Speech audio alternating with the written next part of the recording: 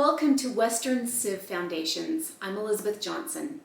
Today is week 29, lesson 4, and we're talking about how to annotate a document, specifically the Declaration of Independence. Now, what does it mean to annotate a document? I looked at the definition of the word annotate in the 1828 Webster Dictionary. It says, annotate, to comment, to make remarks on a writing. Well, that's an easy enough definition. So all I need to do is comment on something I'm reading. In this case, I want to write down my comments, and I usually do that right on the document or in the book I'm reading itself. You can also do it on a separate piece of paper. Now, today's lesson is going to be fairly hands-on, at least for me right now, and you later. I'm going to demonstrate annotating the Declaration on screen for you. Now, over the years, I've kind of developed my own natural flow of how I annotate a document or other kind of writing. This allows me to make valuable comments and to increase my understanding of what I'm reading. Annotating is one step away from doing what is called a close reading. And we're going to come back to the process of close readings in later history and literature classes. Here's a copy of the Declaration of Independence I found online. The first thing that I notice right away is that there's this hugely long paragraph. It looks overwhelming to tackle. And then also there's this long list of items in the middle of the document. So what I did to make it easier to look at and read is I created my own document by copying and pasting, and then I broke down the long paragraphs into digestible chunks and numbered the list of 27 grievances found in the middle. This is the copy of the document that you have to download for your own annotation project. On the screen, you see the steps that I use for annotating a document. Step 1 says, read it through first. It's okay if you don't understand it completely. Now, on a second reading, highlight words that you don't understand or even words that you only kind of understand. All right, so I've got my supplies ready to annotate the Declaration of Independence. I've got my document here that I have edited. I've taken that large paragraph, I've chunked it down. I've got my nice numbered grievances in the middle of the document. I've also got my Webster's dictionary, 1828. This was published, and so, like I said before, the definitions are going to be much more in tune with what's in the Declaration here. I've also got a couple different kinds of highlighting pencils that I like to use. I often use these erasable colored pencils. I also like to use these twistables, so I never have to sharpen them. So I've talked about what annotating is, but why bother doing it?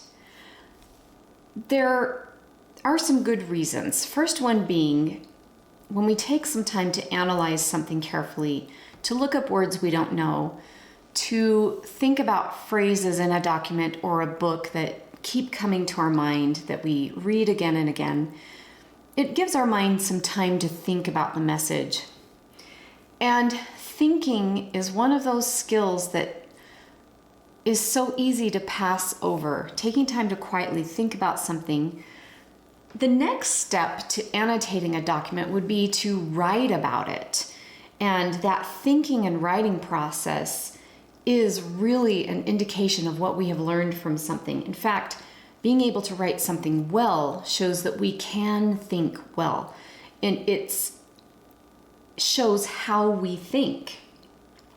Now, writing about the Declaration is not part of your assignment right now. I just want you to work on the annotation part.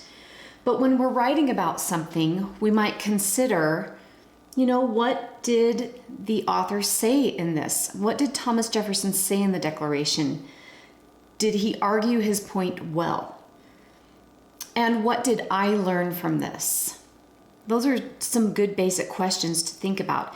And we will do some annotating and some close readings and writing about things in future history and literature classes.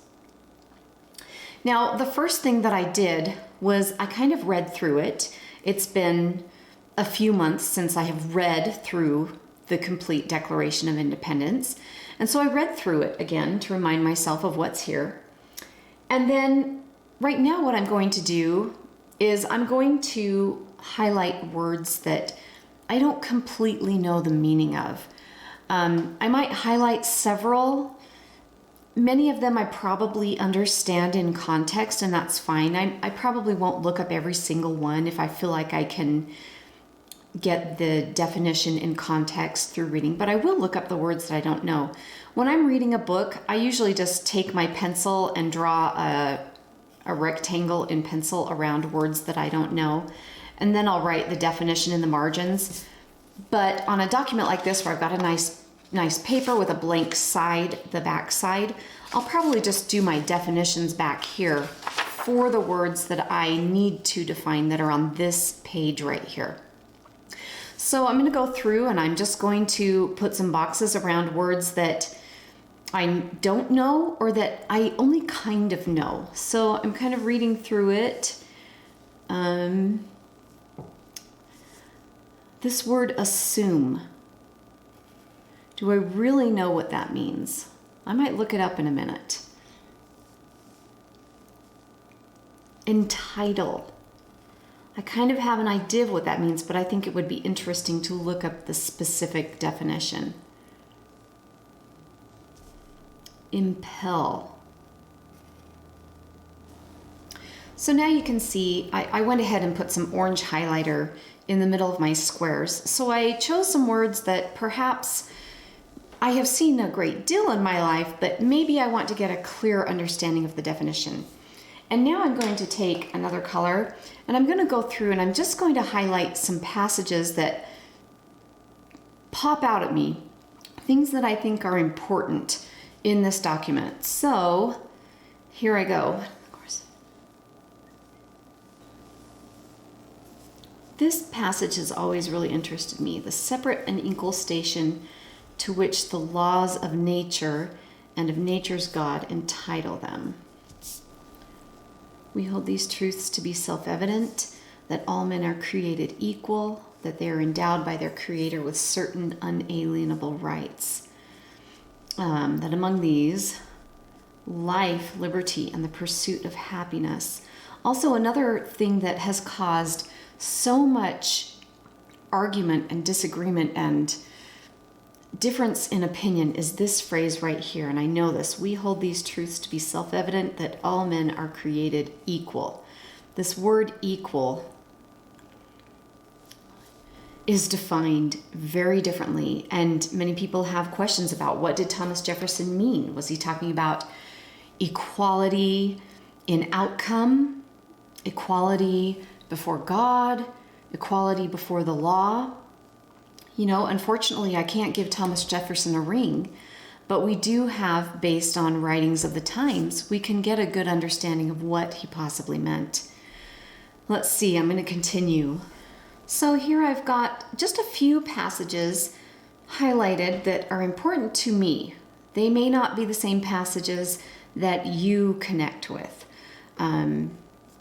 These are just things that I think are interesting, that always pique my interest when I read this document, and so I hope you can see them in the blue. The next thing I'm going to do is I'm going to turn over my paper to the back, and I'm going to look at some definitions of words. I'm going to start with the word assume. When you look up a word in a dictionary, you'll frequently see a list of varying definitions for one word. Here you see on the screen 5 different definitions for the first usage of the word assume. After reading through this list and thinking about how the word is used in the first paragraph of the Declaration of Independence, I settled on the first definition, which reads, to take or take upon one. It differs from receive in not implying an offer to give.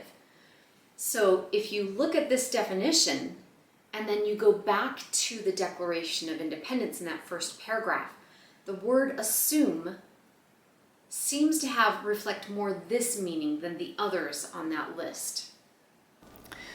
So I've looked up the definition of 3 words so far, all of the ones that I highlighted in the first paragraph. And when I take a look at the word assume, it means to take or take upon one. It differs from receive and not implying an offer to give. So to take or take upon one, when I understand better the usage of the meaning of assume here, it helps me to understand what's going on here. When in the course of human events, it becomes necessary for one people to dissolve the political bands which have connected them with another and to assume among the powers of the earth. So the people are going to assume among the powers of the earth the separate and equal station to which the laws of nature and nature's God entitled them. So they're taking upon them, or we're taking upon us as a people, all of the powers of the earth that other states have, and are able to do the rest of this stuff in this document. And frequently what I'll do as a last step, but only if I need to, is I'll jot down some notes in the margins. I just thoughts that come to mind, things I have questions about, things I maybe want to look up, connections I find between this document and maybe another book I've read, or a quote that I've heard from somebody read somewhere. So specifically this phrase right here, that all men are created equal, I might jot down over here, hey, I'm gonna really research that word equal. What did Jefferson mean by this word? Did he clarify that anywhere in any of his writings or any of the other founding fathers? Did they clarify in their meetings when they were talking about the Declaration of Independence? Was that defined for us? So I've just jotted down mostly a few questions that come to mind as I read this. I've got up here, I've highlighted under here specifically the laws of nature and of nature's God. And my question here is, and I have read about this in the past, but I feel like I need a refresher. Is there a distinction between the laws of nature and nature's God, or is this mere semantics? Also, I jotted down having to do with this part. Mankind are disposed to suffer while evils are sufferable than to right themselves by abolishing the forms to which they are accustomed. So I have this question about today. What evils are we suffering under today? And how bad do things have to get before abolishing our current system? You know, everybody always talks about how terrible government is, how terrible people are, society, culture, different laws. Different people feel tyrannized over from different groups of people. We hear this from arguments on from Republicans and Democrats and many of other parties. And, an evil to one person is a good to another. It's interesting, but if I were to write about this, it would have to be with my opinions that I put forth. And I might have to make some claims, just as Jefferson did down here in his 27 grievances. I might have to support my claims as to what evils we're suffering under. And, at what point do we consider either amending our Constitution, going to the process of actually doing that, or abolishing outright and starting from scrap? The last thing I wrote down has to do with the 27 grievances. And I actually had a question about this a while ago, and I've never followed it up. But I feel I need to research this question, and that is, has anyone done the research on all 27 grievances to back up the claims made here by Thomas Jefferson?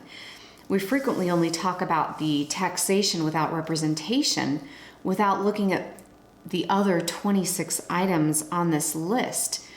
Some of them, if you read a decent history book, you'll come across, such, and we'll look at this document further in a couple of years when we come back to American history in the 18th century. But those are just a few questions that I had. And so then if I were to do a paper about the Declaration of Independence, I've got some research to do. I've got some things to continue to think about.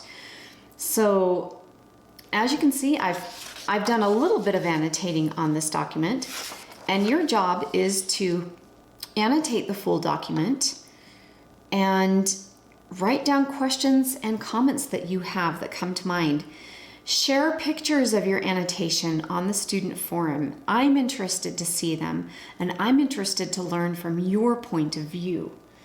And that's all I've got for physically annotating a document. Now, your assignments this week include reading The Story of the 13 Colonies. You're going to be reading the chapters 2 Wars with the French through A Lady's Way of Helping. You also have a project. That is to read and annotate the Declaration of Independence. This is your final project for the class, and you have until the beginning of week 31 to complete it and upload it to the student forum. You can take a picture of it if you work on it by hand. You can also do it on your computer and just type in notes and make a page of definitions. And then the last thing is to keep in mind your upcoming challenge. I want you to look ahead at the list of challenges if you've not yet decided what you're going to do, and choose one. That's all I've got for today. I'll see you next time.